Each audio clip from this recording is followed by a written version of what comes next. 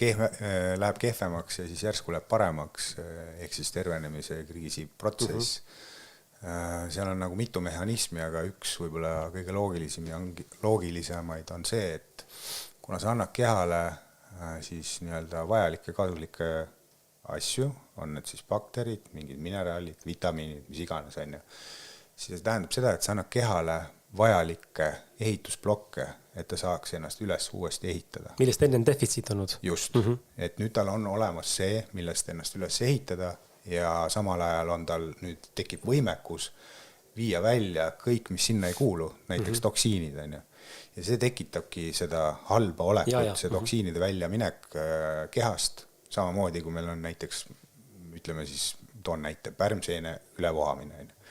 Et pärmseenega samamoodi, et kui me hakkame seda nii-öelda tagasi suruma seal millega iganes on ju, siis meil võib hakata väga halb olla. Esiteks, ta ise toodab toksiine, kas või parasiidid on ju samamoodi. Et nad toodavad ise toksiine ja kui nad hakkavad surema, siis ta hakkab seda eriti tegema, et ta ei peaks ära surema. Et see on kehale raske lihtsalt. See on raske protsess ja see võib tekitada seda. Et see on üks nagu selline teema, miks on see nii.